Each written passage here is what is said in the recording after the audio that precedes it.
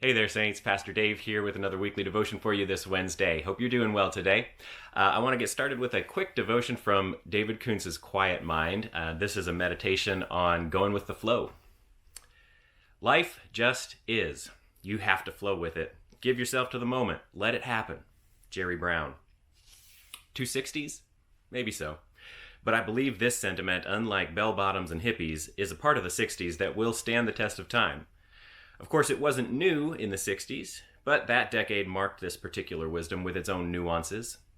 What a difficult lesson to learn. Most often, what I do to sabotage this truth is make a judgment. Like last month, when I got the worst case of the flu I've ever had. This shouldn't be happening. I have a trip planned, and now I have to cancel it. This is all wrong, and I'm very angry I have the flu, and on and on and on. How would I rather have responded in that situation? Whether or not this should happen is not the question. It simply is. I have the flu, and I feel miserable. I have a choice of how to respond.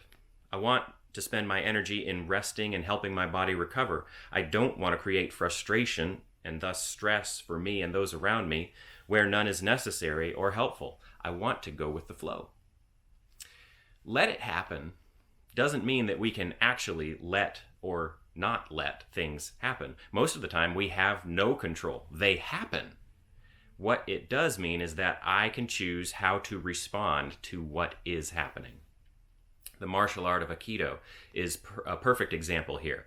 It is built upon the principle that if you match the energy and movement of your opponent and go with the flow of it rather than oppose and fight it, you will accomplish amazing results, as well as conserve energy and keep your balance.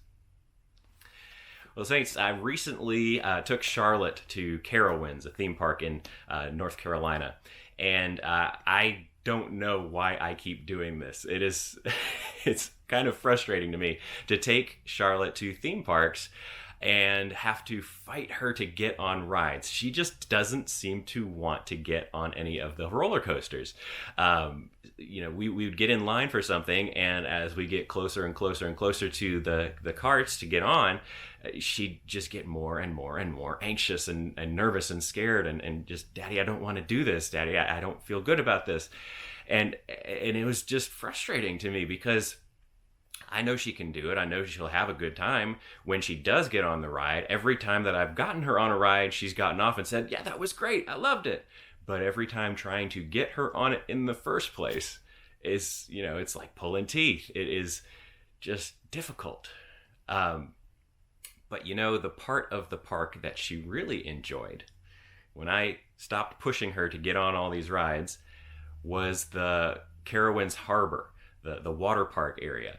And she was just having a blast out there at the splash pad and in the wave pool and, all the water slides that we got on. She enjoyed those. She loved them.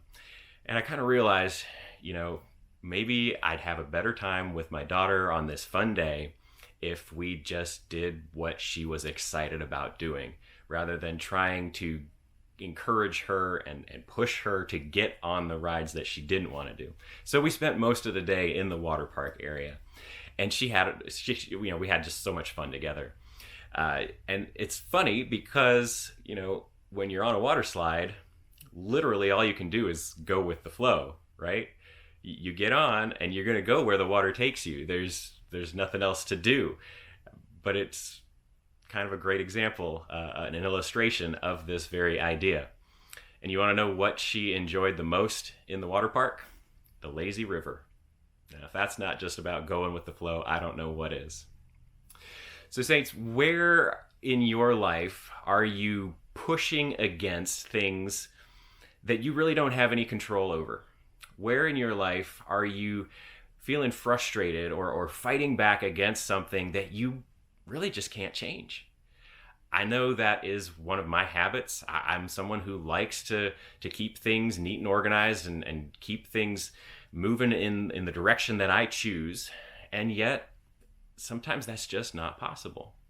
And all we end up doing when we do that is we waste energy, we upset ourselves, we get frustrated, we tend to get frustrated and take it out on the people around us, and to no avail. It really doesn't accomplish anything. So think about it this week, Saints. Where have you been pushing against something that you really don't have control over?